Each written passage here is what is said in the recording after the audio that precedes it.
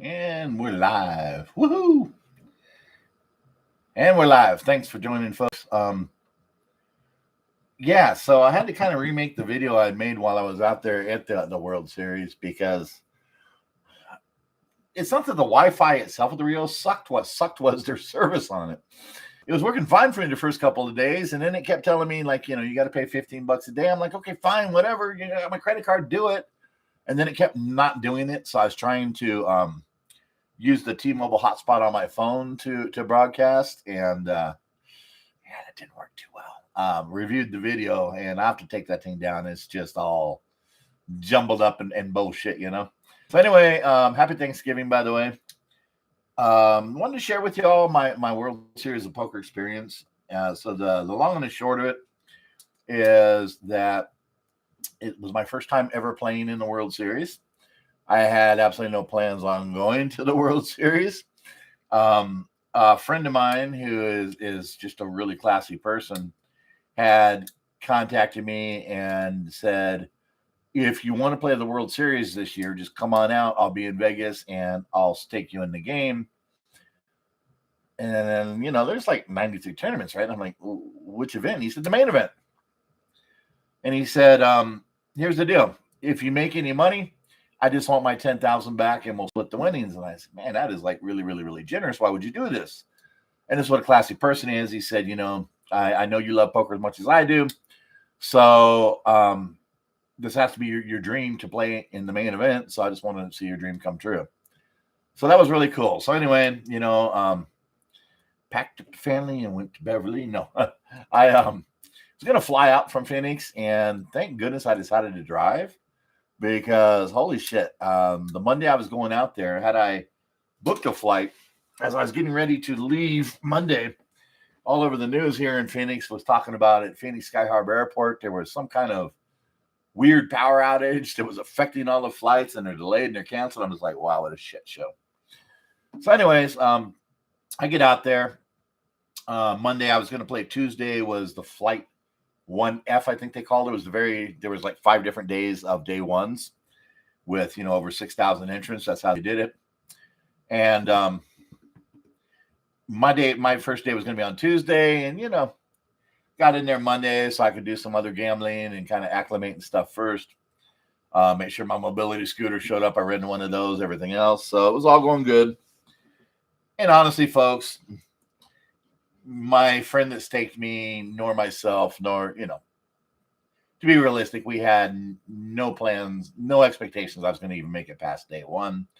If so, not with many chips, It was just about let me realize my dream of playing out there. Day one came, and I got to tell you, it was pretty damn. It was brutal in the sense that I was card dead for so many hours. Oh my lordy! I mean, just couldn't get any hands. Whenever I did have pocket 10s or pocket 9s, which I can't tell you how many times I had those 2 hands in this whole tournament, it was wild.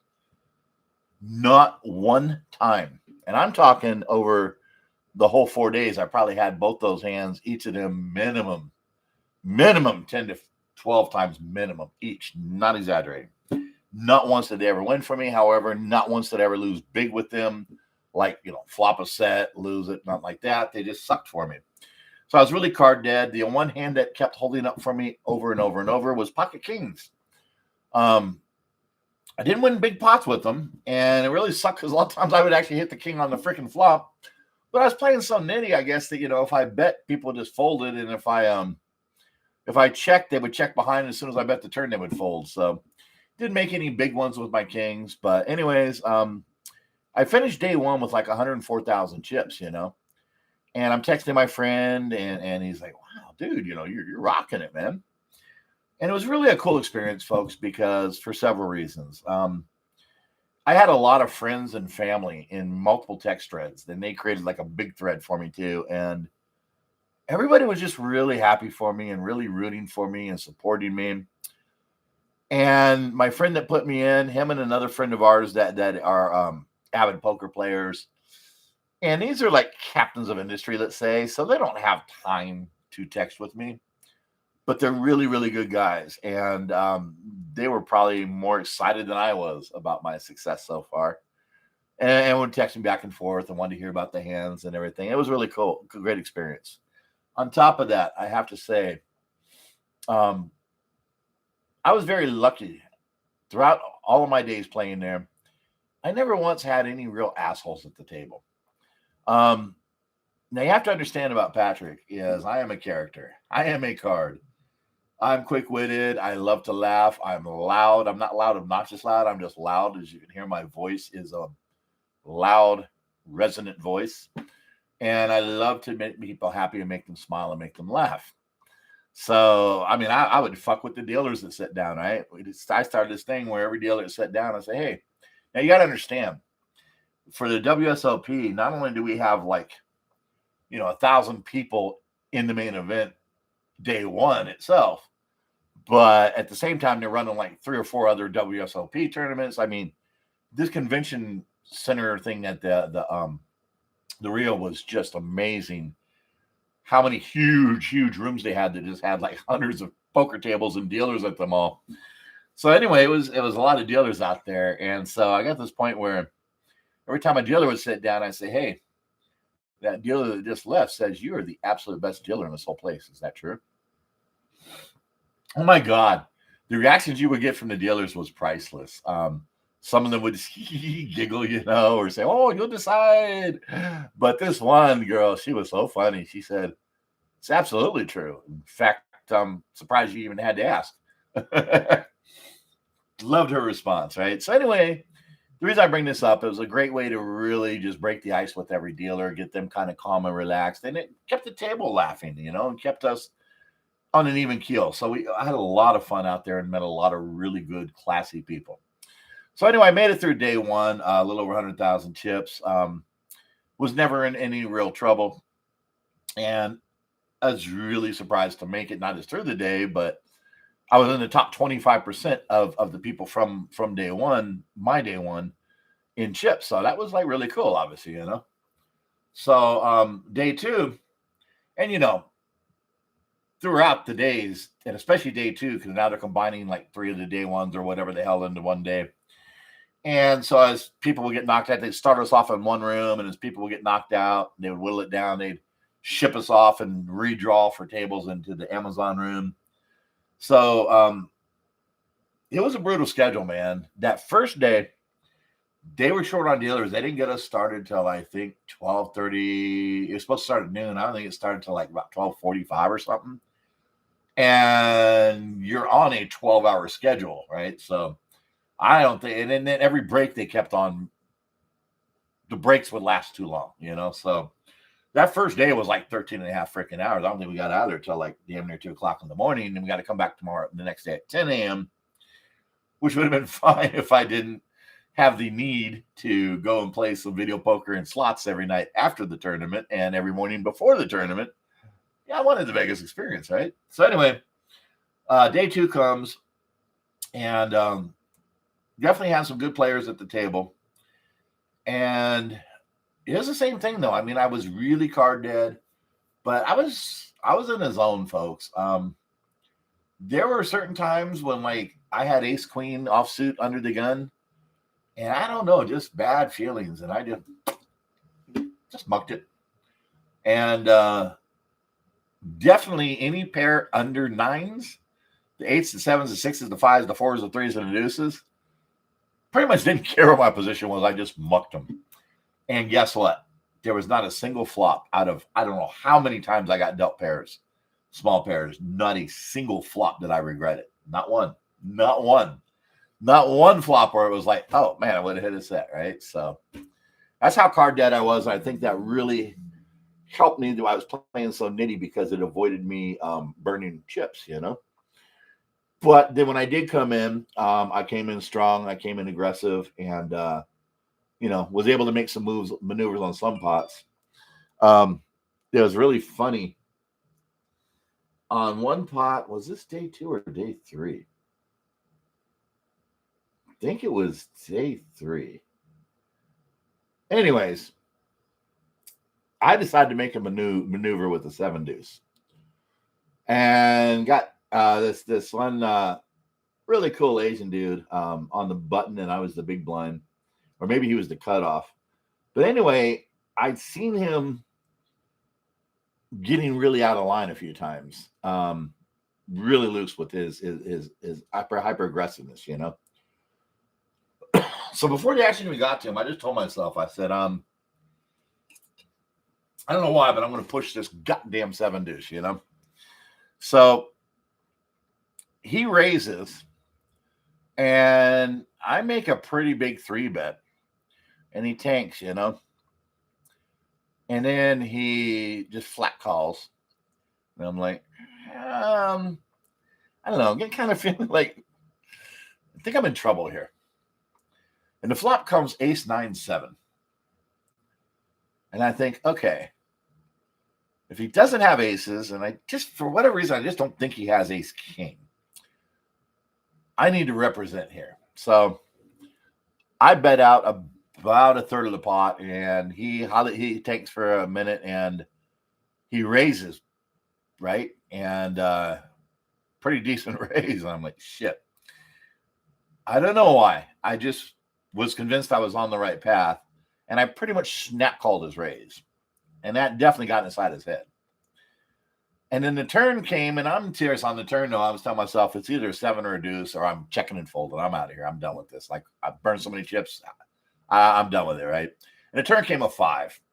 So it's ace 9-7 5, and I'm like, shit. So, you know, I check, and he hesitates and checks behind. And at that point, this is what I know. He's not on ace king, thinking that we're going to chop. He's not on pocket aces, obviously. He didn't flop any sets, not 9s or 7s. And I know what he has now. I'm not even putting him on jacks or 10s. I narrowed it down to 2 hands and 1 likely. Pocket kings, pocket queens. And for some reason, everything in me was telling me he's got pocket kings. So I told myself, I'm trying, before they put up the river, I'm thinking, if it doesn't come a king or a queen or an ace will screw me because it's hard to represent an ace now. If it doesn't come an ace, a king, or a queen, I'm going to fire him, representing the big ace. And I'm sitting there trying to size in my head how much I have to fire to make it look like value, but yet disincentivize him from calling, right? Well, the goddamn river comes deuce of spades. So now I've got a whole new problem. I know with every fiber of my being, my hand is good, right? Now it's like, how much can I value bet and get called? But at the same time, I kind of don't want to get called because I don't want to show my hand. I want to be able to do something like this again in the future, you know, anyway. So I sat there and I tanked for a little while. And, you know, I bet out. It was like maybe 12%, 13% of the pot. And I mean, the second my chips hit the felt, man, he opens his kings, mucks them, and says, I know you got aces. And I forget what I said, something like, whoa, you guys are looking at your cards? I don't know what I got, you know?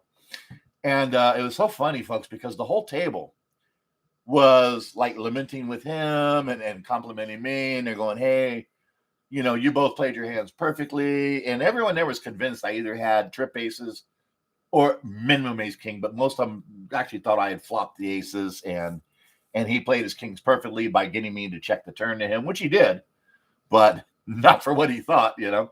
So it's so funny because the whole table is so convinced that those were our hands that they're, you know, like, hey, man, nothing else you could have done with your kings. You know, you raised perfectly on the flop to get to see the turn in river.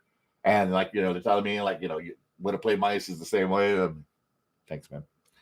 So anyway, day 2, and that was, like, early in the day. Day 2, I forget what my chip total was, but it was really decent. I was still pretty strong at the end of day 2. And I mean, honestly, I'm freaking out. Like, how the hell am I surviving? I'm playing some really top-notch players. And again, we, you know, kept switching tables and switching players. But I was just enjoying the shit out of this. And, you know, I've got Chris Moneymaker twice at a table next to me. Mike the Mouth Mattis out at a table next to me. You know, seeing Scotty Nguyen out there at the cigarette breaks. Doyle Brunson going by me his mobility card. I mean, the legends of poker, man.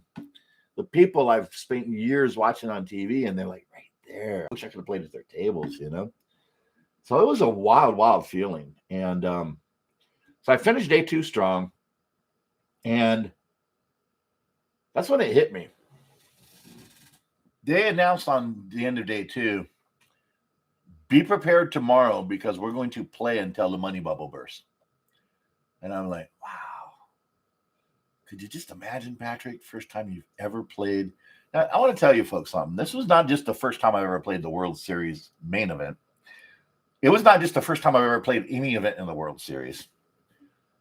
Up until then, I had never played a live tournament that cost more than $125 to enter.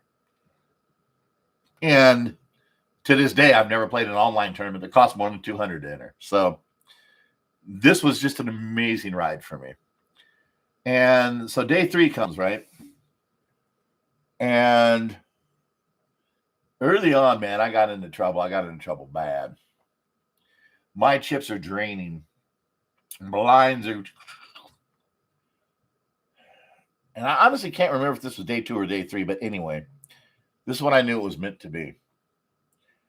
One hand, guy opens 2.5x. Seat 9, I'm in seat 1. Seat 9, 3 bets it. And everything about his mannerisms and everything just exuded strength. I mean, I am not thinking he's out of line or anything, but I've got the ace king. And something just said, you know, time to make your stand, man. Time to make your stand. So I go all in, like 48,000 chips or something, you know, against his raise to like 12,000. And the opener, you know, pretty much snap mucks, and he snap calls and turns over pocket queens. I'm like, well, at least it is a true flip. So ace king versus pocket queens. And it was so funny, folks, because up until that point, I'm telling you, this dealer, like the 15 hands before, every goddamn flop had an ace or a king in it. I know this because that's why my chips were whittling away. I kept having like pocket 9s, pocket 10s, you know. And every time I'm playing them, it was always ace king, either both of them or one or the other on the flop. And I was just like, God damn. So I'm like, this is going to be easy. I'm going to spike an ace or king. This is going to be easy, right? Well, guess what? The flop comes queen 7-5 rainbow. I still haven't run this hand, but I think he's about a 98, 99% maybe favorite to win. What I did not do is I don't do, and I'm not saying anybody shouldn't, but personally, I don't do this. I did not grab my backpack and start packing up. I mean, I know I'm dead, right? But I don't know. Personally, I don't like that move. So comes from my days in the pool halls, man. We call that sharking. So anyway, I did start my speech though. And, you know, and it was really a really nice group of people at this table. And I really enjoyed playing with them. And I really had enjoyed my whole experience at this World Series. And so I was telling everybody, I said, you know, I just want you all to know you're really a classy bunch of people. And I've truly enjoyed this whole experience. And as I'm talking to 10 of spades, hits the turn. And I said, I just want to sincerely wish you all the best. Boom, Jack hits the river. So, you know, I make my impossible, disgusting runner, Broadway straight and scoop the pot. And I really did feel bad for the kid. And I told him, I said, you know, I want to apologize. And he says, no. He goes, hey, you know, queens versus ace king. You know, no wrong with playing. And I said, no. I said, here's what I want to apologize for. I said, when I went all in and you called, I said, I know you got a big pair. And I said, I'm happy to flip, but I want to win like a man. I wanted to win by spiking an ace or king on the flop like a man, not have you flop top set on an incredibly dead board and have me making a disgusting runner like a little bitch. And we were all laughing at that, you know. And he was really classy about it, you know. Didn't shake a leg over it. And so, you know, now I've got some chips, right? And then I win like another small pot. And it wasn't too many hands later, I've got king, queen of spades. Now you have to understand, folks, I have a history with king, queen. I freaking hate king, queen. It's just one of those hands that seems so many times when someone else has it and refuses to fold to my raises, suited or not, doesn't matter. It's so many times they seem to knock out my premium hands, especially when I've got them dominated. Ace, king versus king, queen, ace, queen versus king, queen. Just amazing, right?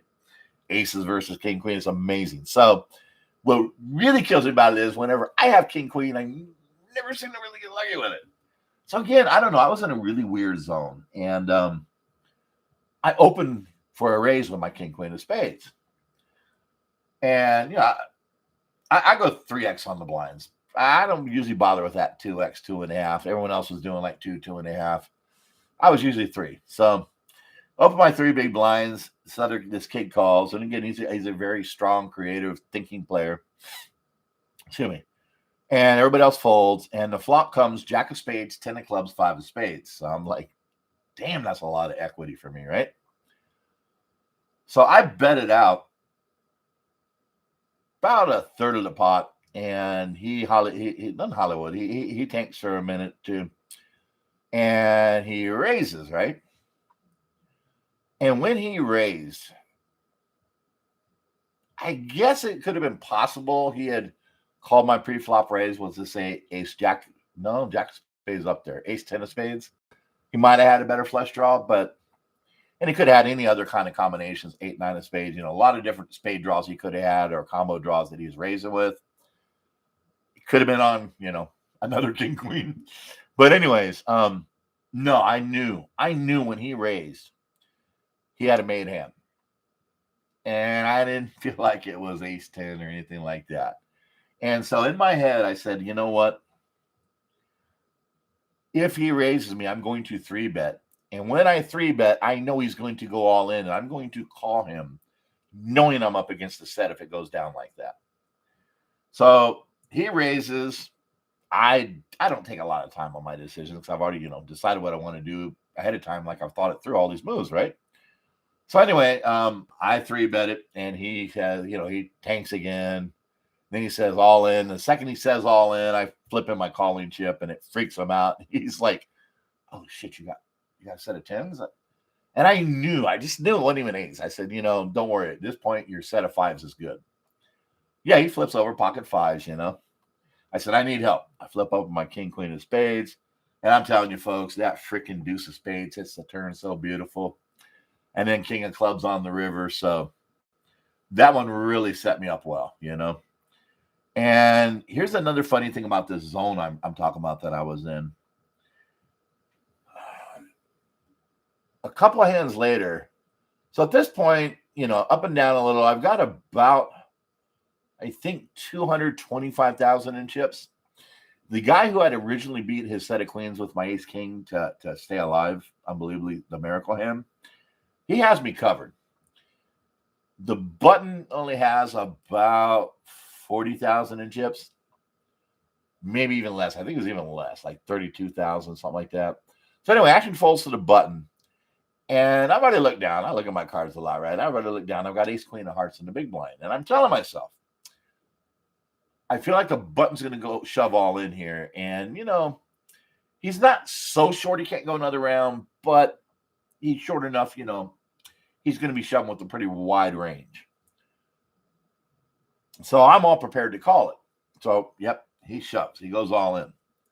Well, now the small blind, like I said, he's a good player, and he's the kid that had the queens on me earlier. And he's got me covered in chips. That's really important, right? No, I'm sorry. I had him covered, but only by about 30,000. Whatever it was going to be ugly if this had happened the way it would have happened. All right, so he sits there, and he doesn't tank very long, and he calls. And excuse me. And now I'm sitting there, and I'm tanking, right? Because I'm like, oh, my God, I have to call this.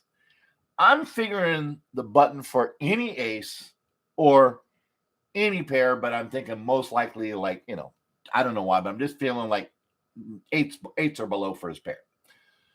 And I really ranged the small blind down pretty well. I thought, he's flat calling. If he had, a big pair or aces or kings or ace kingers or even the other ace queen, he should be like, 3-betting to get me out, And then as I'm sitting there tanking, the small blind says, I called, right? And to me, that was such a sign of weakness. I mean, he's just like begging me to either fold or not raise at least, right? So again, everything inside of me is telling me to muck my hand, but my brain is saying you have to call.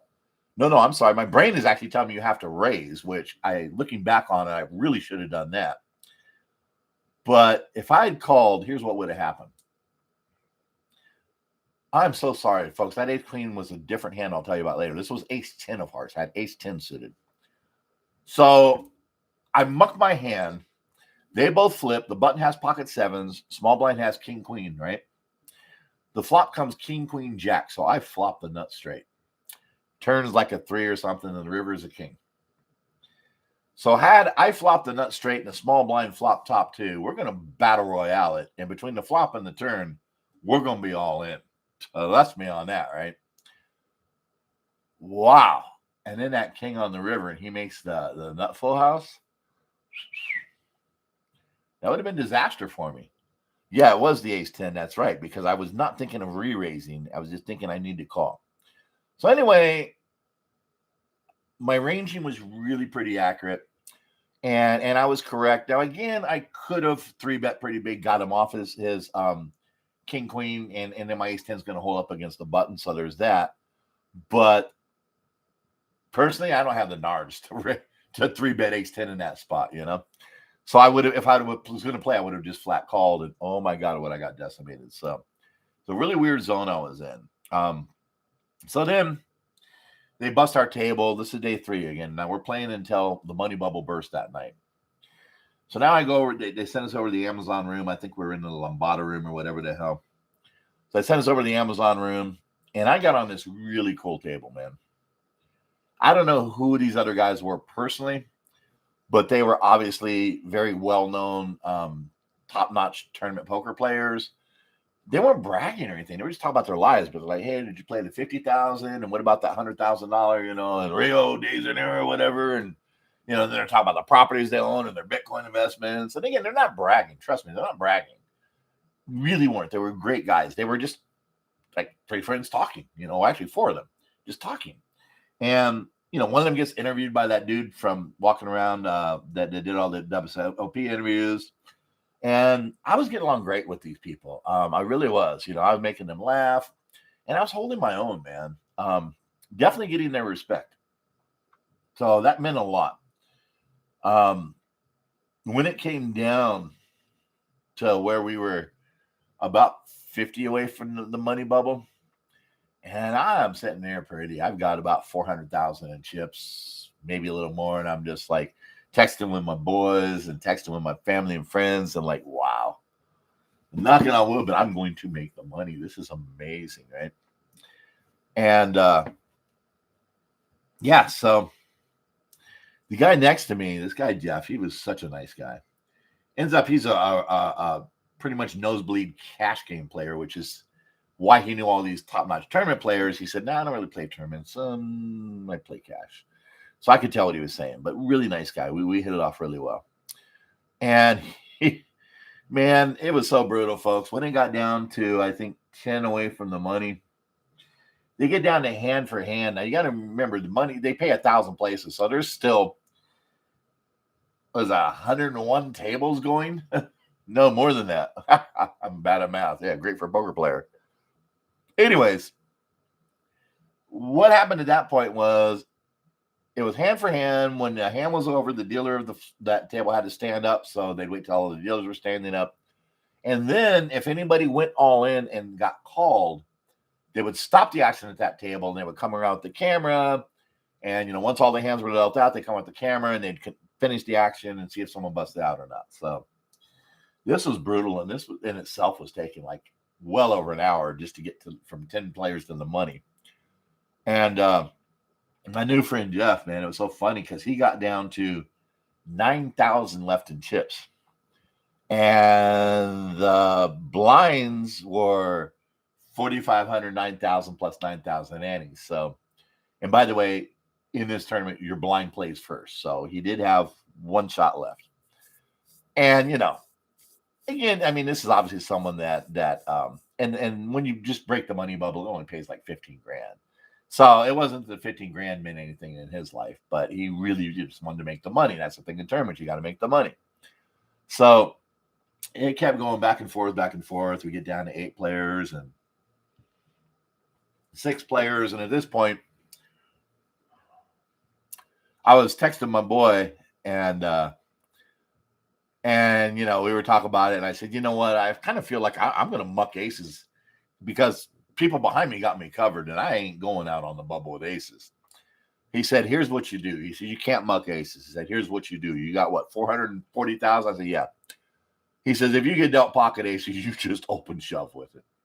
Who the hell's going to call, He said, the only way you get called is by the other aces, Okay, cool. So luckily I didn't get any big hands like that. So the final hand came down. We only need one more player to get knocked out. And over at Mike Mattis's table next to us, they called him over.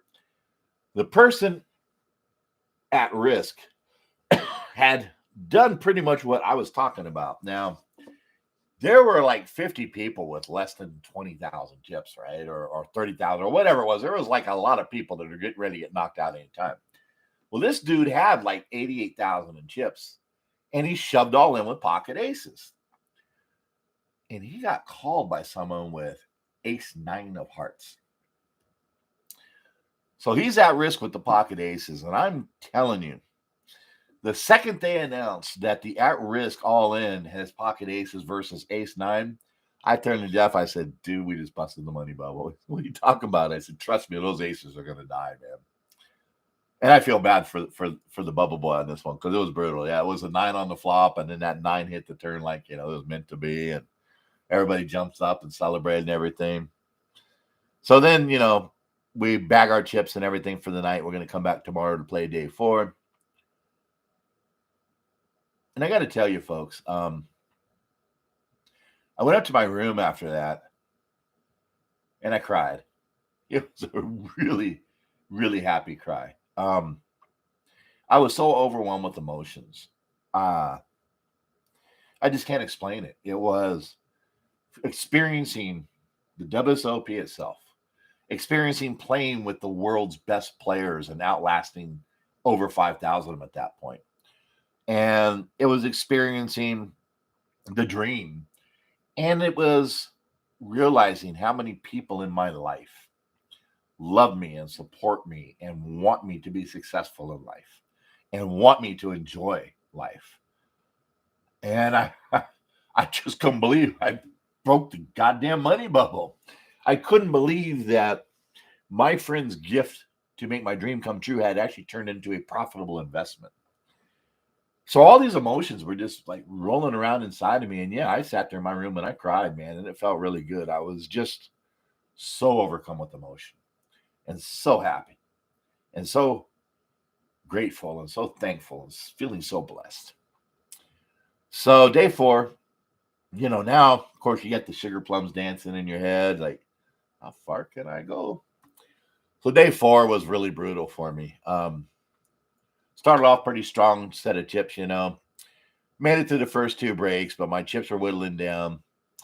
Long story short, that's where I had the ace queen of hearts, and one guy opens for a raise, and this guy goes all in for like 80,000. I got like 400 something thousand. I'm supposed to call with my ace queen of hearts. I'm supposed to actually reshove, I think. And I sat there, and I didn't think about it for more than about 5 seconds, and I just mucked him. And it gets back to the first guy, and no one understands why he tanked, because he sat down with well over $1 million in chips, huge chip leader over the whole table, had been chipping up, and he sat there and hemmed and hawed. It was like a slow roll. And then he finally calls, and he's got ace king. I think he even had ace king suited, right? Yeah, he did. He had ace king suited. And we're all like, what the hell are you doing, Don't get me wrong. He was a nice guy. We all liked him. Again, there was no assholes at any of my tables. So anyway, the flop came 2 spades and something else, but no aces, kings, or queens. The turn card came a spade, and he starts groaning because the all-in has a king of spades. And the river, well, it would have been a queen for my queen to be the only pair, but it was the queen of spades. And I got to tell you something, man. Just put that guy on so much tilt. It was incredible. It was wild. He kept talking about the hand, not insulting the guy or anything, nothing like that, not denigrating anybody, but he just kept talking about the hand, how unbelievable it was. Like he'd never seen it before. And I mean, he's obviously been playing a lot of poker, right? And I mean, we just couldn't figure out what the hell was going on with him. But folks, something triggered inside of him. And I never had a hand to take any from him, but he burned off the rest of his chips in about an hour or less. I'm talking ace 5 offsuit, raising, getting called pre-flop, flop like 9-7 deuce. And they bet into him or check raise him or something. And he just immediately goes all in. And he gets called by pocket sevens, flop to set, and he's turning over his ace 5 offsuit. It's like, what are you doing, man? So he burned all of his chips off, man. But it's just one of those things, like I said, my zone was pretty much working with, the ace queen. I don't know how I laid it down, but something was telling me one or the other of them has ace king, and the other one either has aces or kings. So, I made a really good read. Long story short, I kept chipping down, and the blinds are going up. And the final hand, I think this next to final hand, me pocket sevens versus this one dude who had king queen of hearts, and he flops ace 10 9 of hearts. He was all in. Well, what are you gonna do? Like I said, king queen, I hate it. And then we went to break after that, and he was a really nice kid, man. I think he was from Korea, but wherever he was from, it's like he was representing his country, because there was this really cute Asian lady following him around. She had the big media thing, and every time he was in a hand, especially all in, she's filming it and everything. 2 hands before that, I really, really, really donked off some chips, and I'll talk about that later, like in a later video. I'm getting kind of tired. It's late. It's been a long day here at Thanksgiving. But anyways, yeah, that one decimated me. I only had like 35,000 left, and then what did I wait for? I had ace 9 versus pocket eights was my final hand, and I only had like 50,000 chips or something, and yeah, I mean, I like it, And then the flop came king, queen, jack, 1 diamond. I'm like, I got even more outs, but no ace came, no 9 came, no 10 came, and no running diamonds came. So that one took me out. But I had managed to, on day 4, outlast another 335 players. No, 435 players, because we started with 1,000 players. I got knocked out in 565th place. You can look me up, Patrick Garrett, 565th place for 2 jumps on the ladder. The bottom of the ladder was 15 something. The second was, I think, 17,500. The ladder I made it into, the step on the ladder, was 21,600. So it was a nice little cash out. It was an amazing experience. And when I was dividing up with my friend, he was way too generous with me. He gave me way, way more than we agreed on, because he is just a classy son of a bitch. And as he's walking out the door, so funny, he turns around and looks at me and goes, "We're doing this again next year, right?" Hell yeah. So that was my World Series of Poker experience, folks. It was one of the most impactful, eventful, enjoying, rewarding times of my life. And Stanley, who made this come true, I can never thank you enough. And to all of my friends and family that supported me throughout it, it meant the world to me. So I'm going to hop off before I become overcome again with emotions and start crying here, which I don't really give a shit. It's my party. I'll cry if I want to, okay? But yeah, it was an amazing experience, folks. I'm happy to share it with you. I've been playing on Twitch. You can look me up under, guess what? Patrick Plays Poker Badly. Please follow me on Twitch. I stream live there. I'm going to go there and stream now. I need to start taking videos from there and editing them and putting them in here. But that was the story of my trip to Vegas, and I'll tell you about the big donk hand I had in the next video, which I'll be putting up here pretty soon. Happy Thanksgiving, everybody.